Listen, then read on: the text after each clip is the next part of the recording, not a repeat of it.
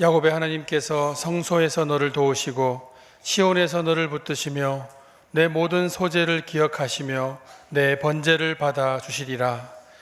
이스라엘아 들으라. 우리 하나님 여호와는 오직 유일한 여호와이시니 너는 마음을 다하고 뜻을 다하고 힘을 다하여 내 하나님 여호와를 사랑하라. 아멘.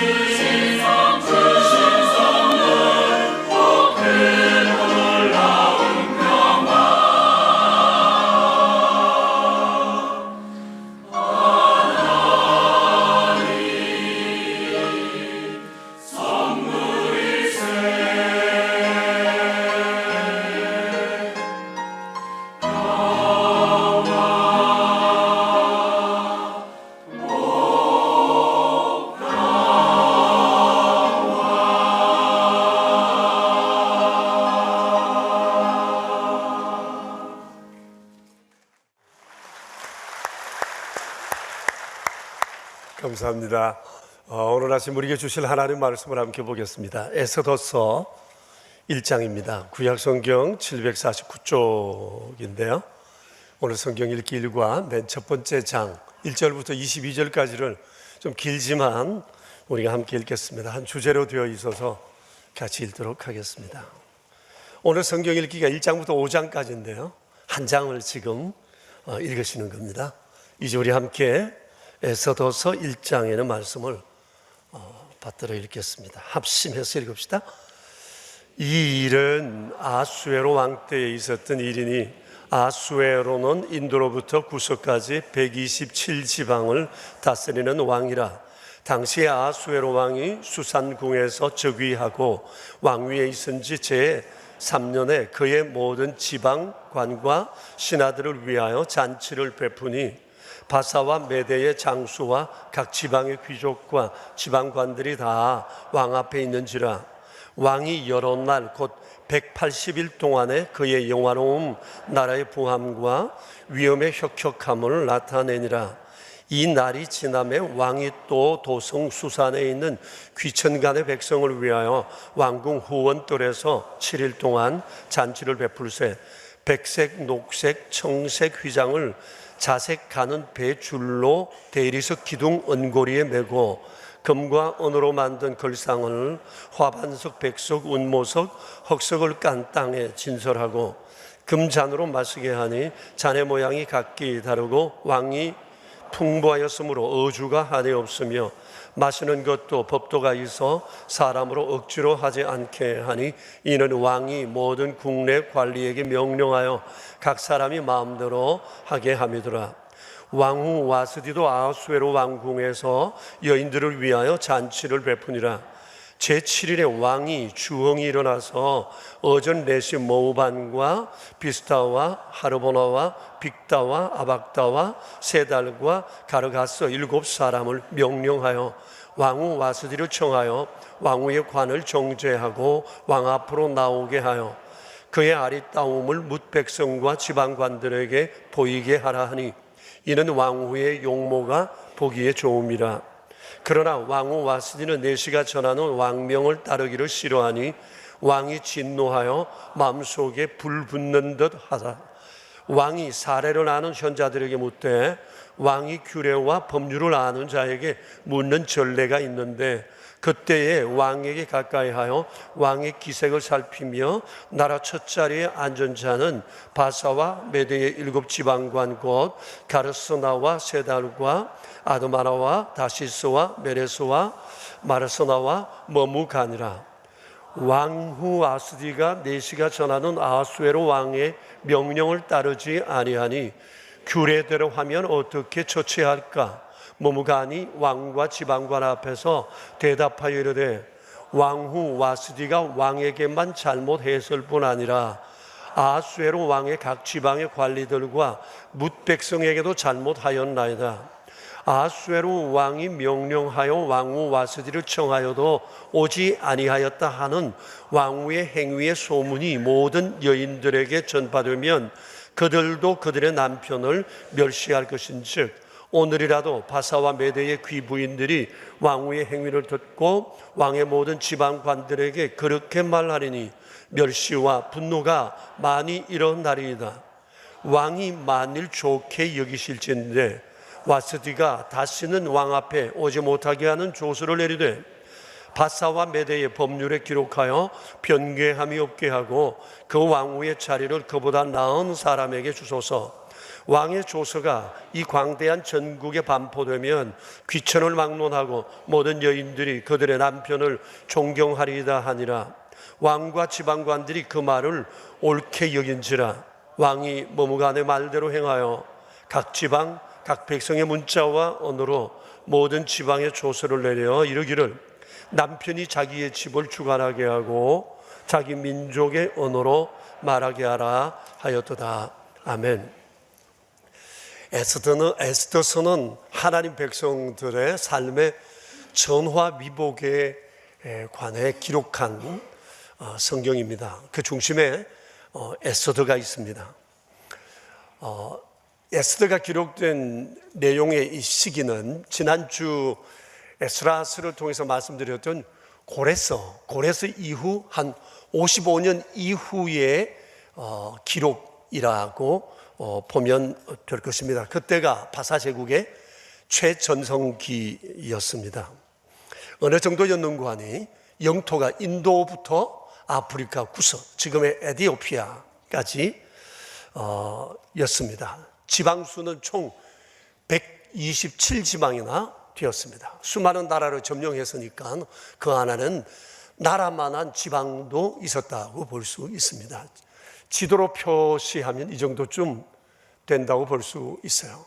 굉장한 크기의 바사 제국의 모습입니다. 그러니까 큰 영토와 막강한 힘과 권세를 지니고 온 주변에 윗세를 떨친 그런 나라라고 말할 수가 있습니다.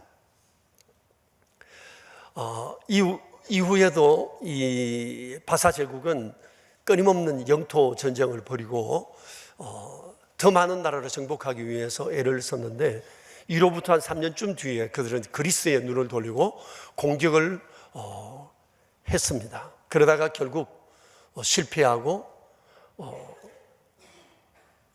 알렉산더의 헬라 제국에 결국은 무릎을 꿇고 말게 되는데 아마 그렇게 된 이유를 오늘 말씀에서도 우리가 엿볼 수 있다고 생각을 합니다. 그런데 당시 이 큰 제국 안에 지난주 우리가 보았던 이 고레스의 귀한 조서대로 자기 조국으로 돌아가지 않고 그 땅에 남아 있었던 하나님의 백성들이 제법 있었는데 그 중에 에스더도 있었습니다. 그러나 이들은 그 큰 제국 안에 소수 민족이었고 그들의 존재는 매우 미미하였다 볼 수가 있습니다. 사람들은 그들에게 관심을 별로 가지지 않았을지 모르지만 하나님의 관심은 얼마나 크셨는지 모릅니다. 돌아간 사람은 돌아간 사람대로, 남아있는 사람들은 남아있는 사람들대로 하나님은 그들을 통해 있는 처소에서 하나님의 뜻을 펼쳐 가셨습니다. 흥미진진한 반전이 이 에스더서에는 있는데 2장부터 그 내용이 전개됩니다. 이를 보면서 오늘날에도 여전히 역사 가운데 일하시는 이 하나님의 역사 섭리의 손길에 우리가 또 기대하지 않을 수가 없습니다. 그러면서 현 시대가 비록 힘들고 어렵지만 하나님이 함께 하신다, 하나님의 뜻대로 되어진다는 생각을 할 때 우리는 이 세상 가운데서도 여전히 하나님을 바라보며 소망하고 기대하지 않을 수가 없는 것입니다. 오늘 우리가 읽은 이 1장은 바사 제국의 사회상이 어땠는지를 보여주는 내용인데 한마디로 세속적 가치관이 판을 치는 사회였다고 볼 수가 있습니다. 그들이 가진 엄청난 부와 이 막강한 힘이 이 놀이 문화로 나타나게 되었는데 그들의 놀이 문화는 하나님 없는 세속 사회의 단면을 우리에게 고스란히 보여준다 할 수 있습니다. 여러분 오늘 에스더서를 쭉 읽으시면서 반복되는 단어 하나를 발견하게 될 겁니다. 잔치라는 단어예요. 이것이 그들의 이 세속화된 사회와 매우 밀접한 관련이 있다고 보면 될 것입니다. 일반적으로 우리가 잔치라고 하게 되면 축제 혹은 모임으로 이렇게 이해할 수 있겠지만 에스더서에 나오는 이 잔치는 주로 술과 쾌락이 동반되는 술잔치 모임, 술잔치 파티였다고 볼 수가 있습니다. 오늘 우리가 읽은 이 1장에도 이 세 분의 술 파티, 술잔치에 관한 얘기가 나오는데 왕이 장수와 귀족과 각 지방관들을 위해서 베푼 잔치, 그리고 왕이 평민들을 위해서, 백성들을 위해서 베푼 잔치, 그리고 또 왕후가 여인들을 위해 베푼 잔치, 이렇게 세 번이 나오고 있습니다. 그런데 여러분, 그 잔치가 얼마나 화려하고 대단했는지 모릅니다. 그 내용을 우리가 오늘 성경을 통해서 좀 살펴보겠습니다. 먼저 귀족들을 위한 잔치에 대한 내용이 3절부터 쭉 나오는데 4절에 보시면 무려 180일 동안 열렸다고 했습니다. 1년의 절반을 술 파티를 한 나라였습니다. 그것도 나라 수도 수산성이라고 하는 그곳에서 말이에요. 여러분 역사상 이렇게 오랫동안 잔치를 한 사례가 있을까 싶습니다. 아마 영토가 워낙 커서 그럴 수도 있지만은 4절을 보면 이 잔치를 오랫동안 했던 직접적 이유가 나와 있습니다. 뭐라고 기록되어 있죠? 그의 영화로운 나라의 부함과 위엄의 혁혁함을 나타내기 위함이다. 무슨 얘기죠? 왕 자신을 과시하고 싶었다는 거예요. 그리고 자기 제국이 이렇게 대단한 제국이라는 것을 온 천하에 알리고 싶었다는 겁니다. 또 이와 더불어서 각 나라 족속으로 이 바사 제국 안에 들어온 그 지역의 책임자들, 귀족들에게 바사 제국의 백성된 자부심과 또 이들로 하여금 다시 한번 왕을 중심으로 한 새로운 결속을 다지기 위한 그런 목적이 이 잔치에 있었다고 말할 수 있습니다. 127지방에서 이 넓은 지역에서 왕궁으로 모여든 잔치 행렬을 한번 상상해 보세요. 여러분, 그 분위기가 어땠을 것 같습니까? 인도로부터 구석까지 수많은 대표들이 옵니다. 각 지역마다 문화가 다르고 입는 것이 다르고, 그러다 보면 이 귀족들을 태워오는 마차와 수레, 아마 그 행렬의 모습도 각기 달랐으리라고 생각을 합니다. 이 사람들이 왕궁에 모였습니다. 모인 사람들이 서로를 바라보면서 자기들도 놀랐을 것 같습니다. 각자가 입은 옷차림, 그리고 머리에 선 모자들, 주변에 늘어선 사람들, 또 다양한 언어들, 이런 것을 보면서 세상은 정말 넓구나, 바사 제국은 엄청나게 큰 제국이구나 는 생각을 하지 않았겠어요? 언어가 다르니까 아마 사람 사이에 엄청난 통역도 아마 동원이 되었을 것 같습니다. 거기 모인 사람들마다 자기가 아수에로 왕의 신하라고 하는 것이 굉장히 아마 뿌듯했을 것이고, 바사 제국의 귀족으로 산다는 것에 대한 자부심도 매우 컸을 것 같습니다. 그래서 이들이 모여서 180일 동안 술잔치를 벌인 겁니다. 그런데 180일의 잔치가 끝나가자 왕은 이 잔치에 참여하지 못한 수산성에 있는 모든 남성들을 자기 왕궁 후원에 불러다가 또 7일 동안 잔치를 하게 되었는데, 그 잔치의 광경이 5절부터 8절에 기록이 되어 있습니다. 근데 그 화려함이란 이루 말할 수가 없습니다. 여러분, 내용을 보시면 이렇게 되어 있어요. 대리석 기둥 언고리에 백색, 녹색, 청색 휘장을 자색으로 된 가는 배줄로 메었다고 했습니다. 그러니까 굉장히 휘황찬란했을 것 같아요. 그리고 땅에는 화반석과 백석과 운모석과 흑석이라는 보석을 깔아두고 그 위에 금과 은으로 만든 의자를 쫙 진설해 두었습니다. 그리고 초청된 모든 남성들이 금, 은으로 된 의자에 앉아 왕이 주는 금잔에 술을 받아 먹었습니다. 그런데 금잔마다 모양이 다르다는 것으로 봐서 한 틀에서 찍어낸 것이 아니라 핸드메이드라는 것을 강조하고 있습니다. 그러니까 지금 수많은 남자들이 하나하나 정교하게 만든 금잔을 들고 지금 술을 먹고 있습니다. 여러분, 금과 은으로 된 의자에 앉을 수 있는 사람이 오늘날 몇 사람이나 될까요? 여러분, 혹시 잡수실 때 혹시 금으로 된 잔에 한번 잡사 본 적이 있습니까? 그러니 여러분, 평민들을 위한 잔치가 이 정도였다면 귀족들을 위한 180일 동안의 잔치는 얼마나 더 화려했을까? 우리가 충분히 상상할 수가 있을 거예요.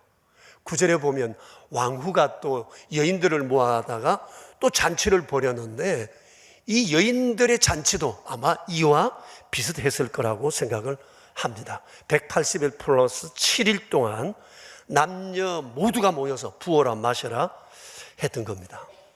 여러분, 이런 화려한 왕궁에서 금잔으로 술을 마시면서 이 사람들이 무슨 생각을 했을까요? 아마 용비의 천가를 외쳤을 겁니다. 그리고 바사 제국 만세했을 겁니다. 그러면서 서로 덕담도 나누었을 것입니다. 아마 우린 정말 행복한 백성이야. 우리 제국 같은 나라는 세상에 없을 거야. 감히 누가 우리나라를 넘보겠어. 이 엄청난 GNP, 술자리까지 챙겨주는 복지정책, 우리는 만세만석이야. 아마 이런 덕담을 서로 나누었을 것입니다. 여러분, 이 나라가 이렇게 잔치하면서 술독에 빠져 흥청망청했으니까 그 나라의 정신이 제대로 바뀐 사람이 아마 거의 없었을 거다. 왕궁에 모여있는 그 수도 수산성에 있던 대부분의 사람들은 187일 동안 아마 희롱해롱하지 않았을까, 그렇게 생각을 합니다. 여러분, 187일 동안 이루어지는 잔치에서 아마 별의별 일들이 많았을 것입니다. 그런데 187일 동안의 요 잔치의 풍경을 성경 에스더서 한 장에 기록해 뒀습니다.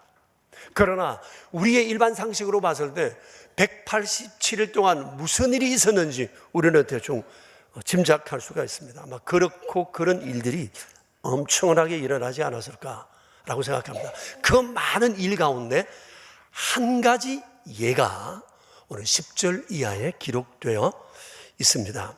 요것은 잔치 뒤풀이 이벤트였던 것 같아요. 마지막 날이었어요. 왕이 주엉이 일어났어요. 술 기운이 돌면서 왕이 기분이 좋았던 것 같아요. 술에 취해서 이 왕이 어떻게 하는가, 느닷없이 왕비가 보고 싶다는 거예요. 왕비를 좀 데려오라는 겁니다. 4시 7명을 보내가지고 왕비가 올 때 왕비의 이 제복을 입고 오라는 겁니다. 아마 왕의 생각에는 자기 와이프를 사람들에게 좀 자랑하고 싶었어요. 왕비가 아름다웠는데, 미모가 참 아름다웠는데, 그 중에서도 이 여인이 관복을 차려입은 모습은 더 품위가 있어 보였을지 몰라요. 그래서 불러오라고, 자기 부인을 자랑하고 싶다고 아마 이런 마음을 가지고 했는데, 기대와는 달리 왕비가 거절했습니다.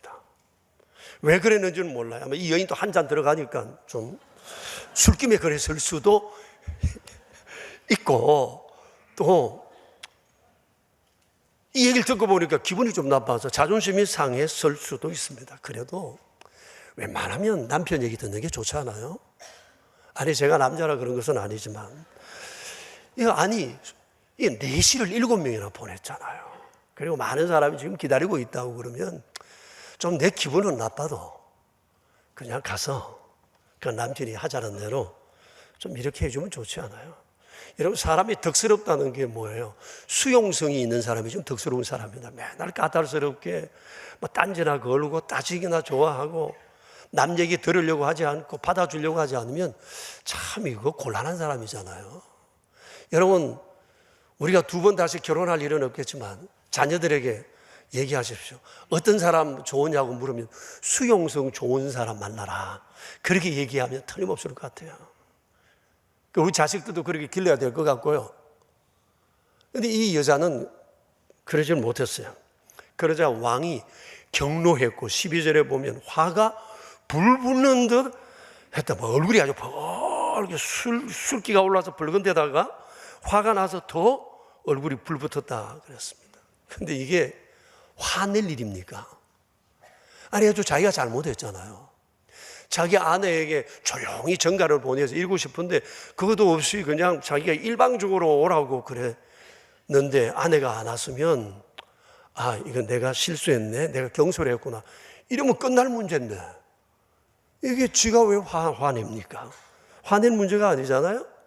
근데 왕은 많은 사람들 앞에서 자기 체면이 구겨졌다고 생각하고는 이것을 자문관들과 의논을 했어요. 다시 말하면 부부 문제를 공론화했다는 겁니다. 그러니 자문관들이 무슨 좋은 말을 하겠어요? 잔뜩 화가 난 왕에게 비위를 맞춰야죠. 여러분 14절을 보십시오. 14절을 보면 이 사람들은 어떤 사람이죠? 왕에게 가까이 하여 왕의 기색을 살피는 일을 잘해서 한자리 했던 사람들이라고 성경을 기록하고 있어요. 그럼 이 사람들이 무슨 말을 하겠어요? 용비어 천가를 해야 되지 않겠어요? 그래서 이 사람들이 왕에게 조언을 한다는 게 어떤 내용입니까? 16절 이하를 보면 이런 내용입니다. 왕이시여, 왕후가 감히 왕명을 거절하다니요. 이런 왕후를 내버려두면 제국 안에 있는 모든 여인들이 남편을 무시하게 될 겁니다.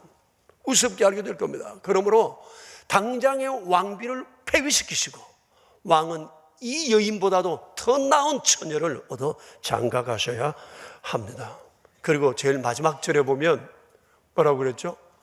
이제 이 땅에는 모든 남자들로 자기 집을 주관하게 하고 부부가 서로 이민족의 만남이면 아내는 자기 나라 언어를 버리고 남편의 언어만 쓰도록 조서를 내려야 합니다.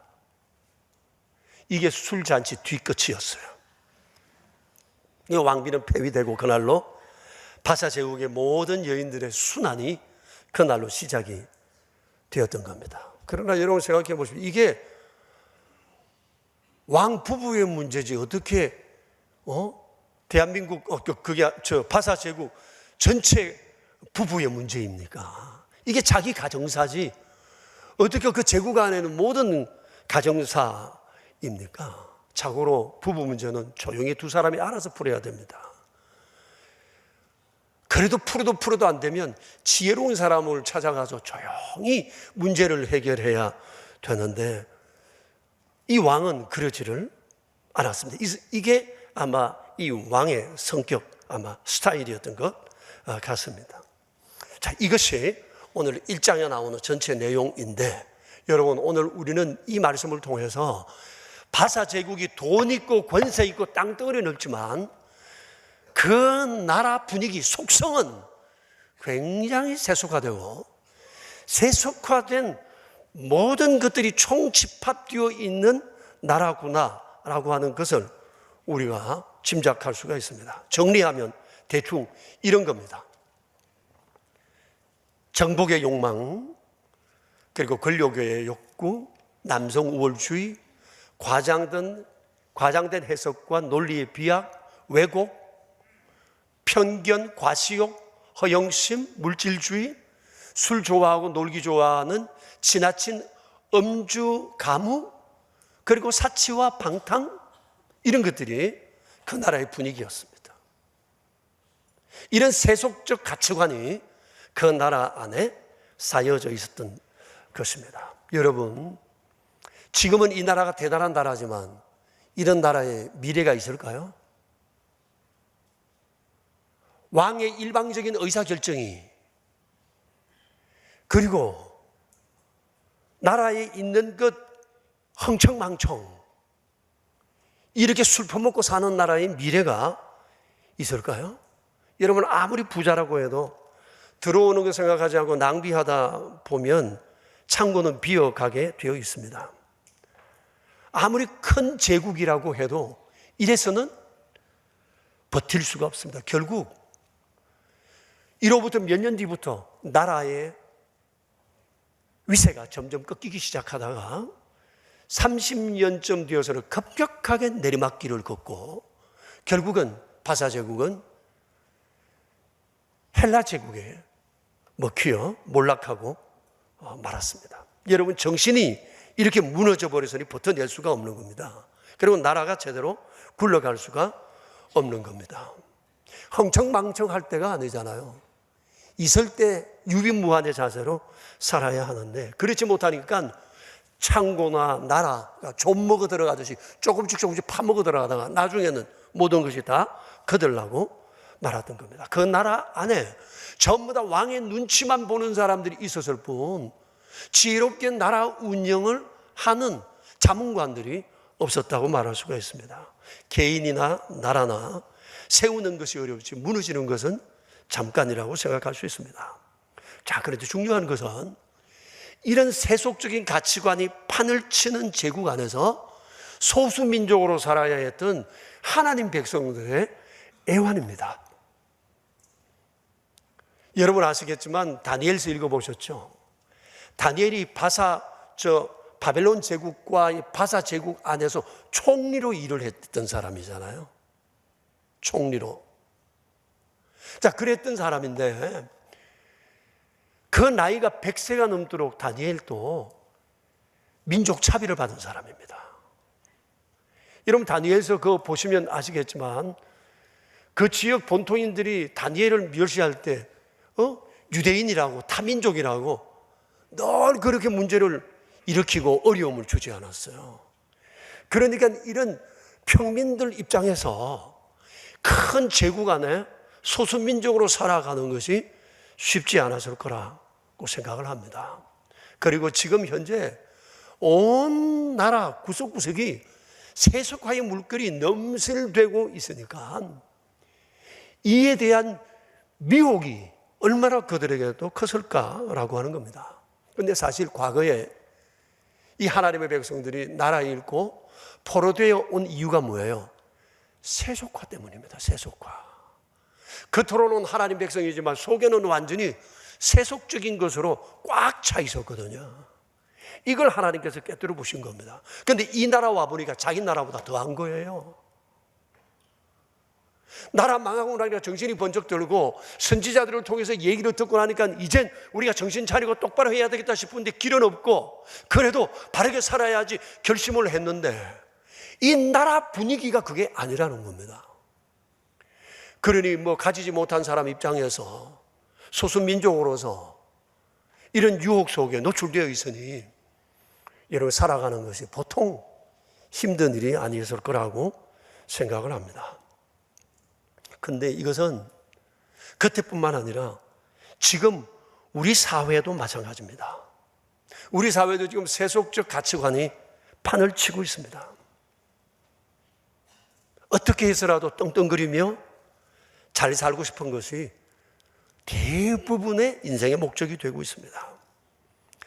가지고 소유하는 것이 잘못은 아니지만 소유한 것으로 이것을 어떻게 사용하느냐 라고 하는 그 목적조차도 마음껏 먹고 놀고 마시고 입고 쓰고 하고 싶은 그 마음대로 하고 싶은 돈과 권세와 명예를 갖고 싶다는 이런 욕구가 사람들 안에 가득합니다. 그리고 우리 사회 음주와 가무, 먹는 것에 대한 지나친 문화풍조, 사치와 방탕, 과시욕, 논리의 비약, 편견, 왜곡, 이런 것의 허영이 이 땅을 지금 휩쓸고 있습니다. 이런 곳에 살아가고 있는 우리 그리스도인의 고민이 바로 여기에 있다 말할 수가 있습니다.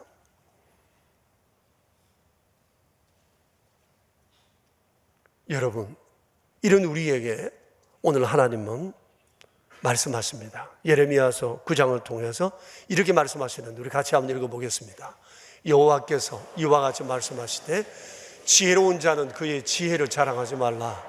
용사는 그의 용맹을 자랑하지 말라. 부자는 그의 부함을 자랑하지 말라. 자랑하는 자는 이것으로 자랑할지니 곧 명철하여 나를 아는 것과 나 여호와는 사랑과 정의와 공의를 땅에 행하는 자인 줄을 깨닫는 것이라. 나는 이 일을 기뻐하노라. 여호와의 말씀이니라. 자, 여러분 보세요.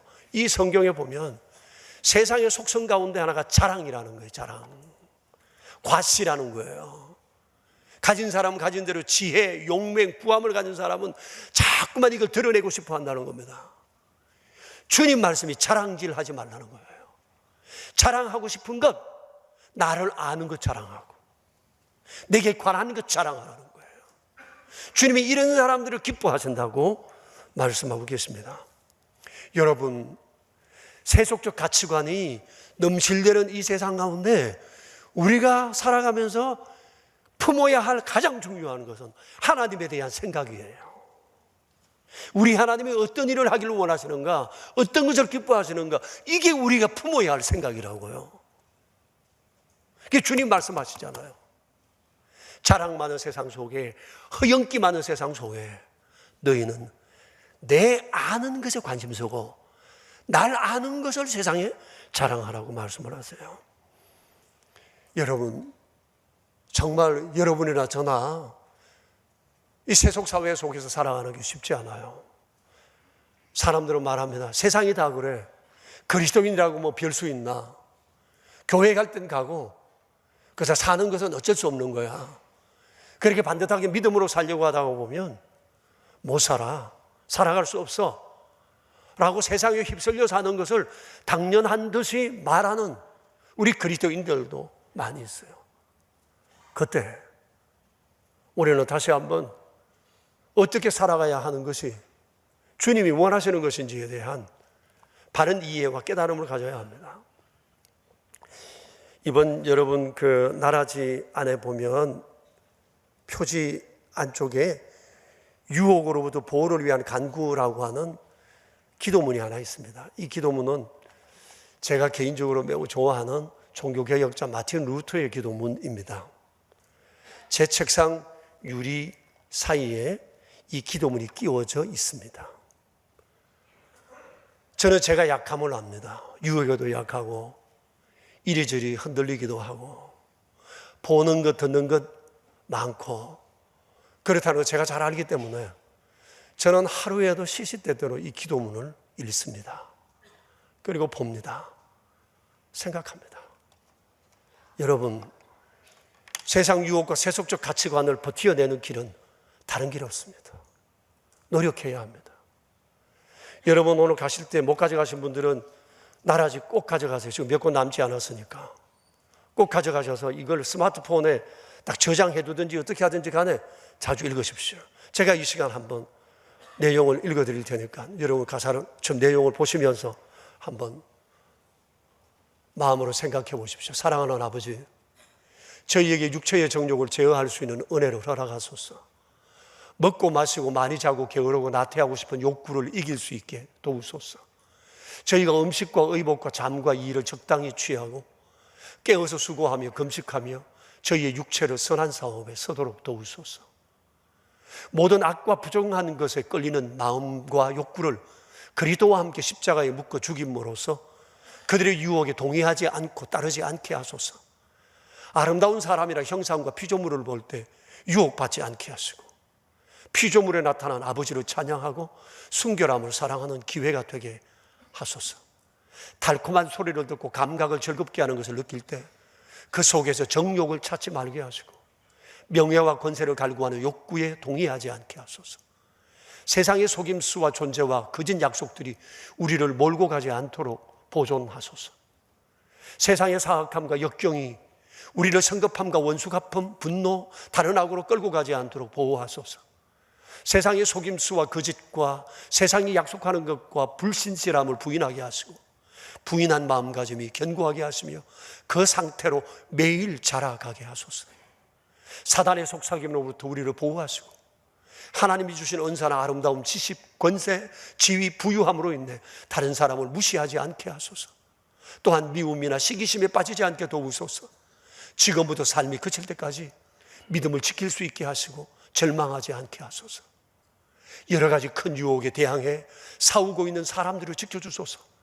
아직 서 있는 사람들은 강하게 하시고 넘어져서 패배한 사람들은 일으켜주시며 우리 모두에게 아버지의 은혜를 베풀어 주소서.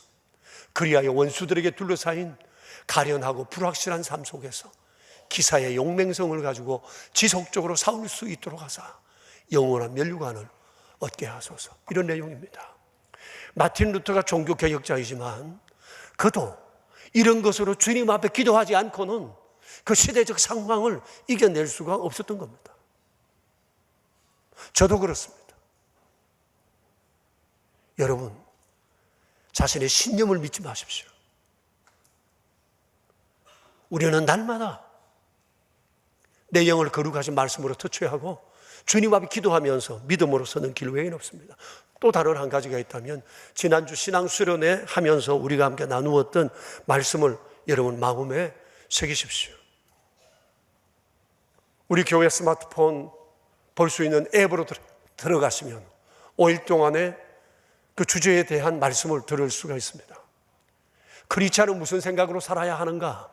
이것이 우리가 새벽에 나누었던 말씀의 주제입니다. 노력해야 합니다. 힘써야 합니다. 그 외에는 달릴 길이 없습니다. 그리고 기념 밴더, 이건 나는 이게 중요하다고 생각합니다. 요즘 많은 사람들이 이런 밴드들을 차고 계신 분들이 많아요. 이런저런 나름대로의 의미가 있는 밴드를 차잖아요. Are you a real Christian? 이건 너무 멋진 구절이지 않아요? 이것을 볼 때마다 내가 과연 진정한 그리스도인인지를 자문해 보는 거예요. 그렇지 못할 때 주 앞에 무릎을 꿇고 믿음으로 주님을 또 바라보는 이런 믿음을 우리가 가져야 한다고 생각합니다. 계신 분들 이거 꼭 차고 다니시면 좋겠습니다. 아니면 이거 돈 주고라도 좀 차고 있는 사람한테 좀 구입하시든지. 성도 여러분, 세상은 변하지 않을 겁니다. 점점 더 깊은 세속화로 나아갈 것입니다. 그러나 이곳은 주님이 지극히 사랑하신 우리의 선교의 현장이기도 합니다. 그래서 우리는 세상을 포기할 수가 없습니다. 우리가 이 세상 속에서 바로 서야 하고, 그리고 세상 사람들에게, 세속화에 물들어 있는 사람들에게 우리가 선한 영향력을 끼쳐야 합니다. 물론 쉬운 것은 아닙니다. 그러나 우리가 결심하면 주님이 도우십니다. 루터가 결심했을 때 주님이 루터를 도와 종교개혁을 이루게 하셨습니다. 에스더가 결심했을 때, 죽으면 죽으리라 결심했을 때 하나님께서 그 여인과 함께 하시어 민족을 구하는 그런 사람으로 세워주시고, 세속화의 물결이 도도히 흐르는 바사제국 안에 영향을 미치는 왕으로 남게 하셨던 것입니다. 여러분, 우리가 결심하지 않으면 하나님도 어찌할 수가 없습니다. 내가 이렇게 살아야 되겠다 결심하면 우리의 모자람을 주님이 도우실 것입니다. 그리고 우리를 감동하실 것입니다. 그리고 그 길로 나아갈 수 있게 하실 것입니다. 이런 우리의 결심이 주의 연총에 함께 하기를 축복합니다. 우리 함께 기도합시다. 한 2분 동안만 자신을 돌아보면서 기도했으면 좋겠습니다. 세상 어렵다고만 말하지 맙시다. 믿음으로 살 수 없다고 미리 포기하지 맙시다. 그건 믿음이 아닙니다. 우리는 그리스도인입니다. 우리는 우리의 길이 있습니다. 세상을 변화시켜야 할 우리는 축복의 통로입니다. 어떻게 살아오셨습니까? 세속적 가치관에 물들어 쉽게 휩쓸려 가지 않았습니까? 우리 주님 앞에 이 시간, 주여 나를 도와달라고 결심하게 싸우니 나를 지켜달라고 우리 주님 앞에 이 시간 기도하며 나아가겠습니다. 자비로우신 하나님, 우리 아버지, 용기를 주소서. 할 수 있음을 알게 해주십시오. 주의 길을 알게 해주십시오. 우리의 길이 무엇인가 깨닫게 해주십시오. 힘들고 어려워 이 길이 우리의 길임을 알게 하시고 믿음으로 굳게 해주십시오. 핑계하지 마시고 휩쓸리지 않게 하시고 하나님 기뻐하시는 그것을 기뻐하게 하소서. 하나님 아는 것을 자랑하게 해주십시오. 주님이 누구신가를 알아가기를 힘쓰고 애쓰는 저희 되게 해주십시오. 연약한 우리를 붙들소서. 하나님 아버지, 우리의 부족함을 보소서. 새롭게 하소서. 주님, 땅 있고 돈 있고 권세 있고 없는 것 없는 바사제국이 그들은 스스로 가진 것으로 자랑하지만 그들의 속은 완전히 썩어 있었고, 그런 세속적인 가치관에 물들어 있어 미래를 보장할 수 없는 그런 상황 속에 있으면서도 자신의 앞날을 알지 못한 채 흥청망청했던 지난 과거의 역사를 저희들이 보면서 오늘 세속화의 물결이 거센 이 시대 속에 그리스도인으로 어떻게 살아야 될까를 다시 한번 생각하게 되었습니다. 세상의 소유를 자랑하는 사람들처럼 소유하지 못해 우리가 얼마나 낙심함이 많습니까? 그래서 불의한 사람들의 형통을 오히려 부러워하기도 하였습니다. 그리스도인으로 분명히 어떻게 살아야 할 길을 알고 있으면서도 먹고 살기 위해서는 어쩔 수 없다는 사실 앞에 우리는 내 믿음의 길을 스스로 포기하려 할 때도 있었고, 지금도 그 순간 위기 속에 서 있기도 합니다. 전능하신 하나님, 우리 아버지, 자랑 많은 세상 가운데 너희는 나 알기를 원하며 나 아는 것을 자랑하라 하셨습니다.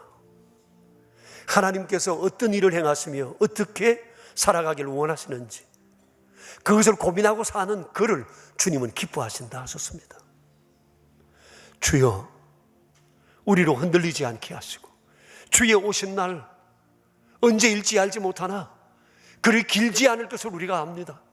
주님, 믿음으로 잘 지켜 다시 오실 주님, 기쁨으로 만나는 저희 될 수 있도록 주님 저희를 붙들어 주옵소서.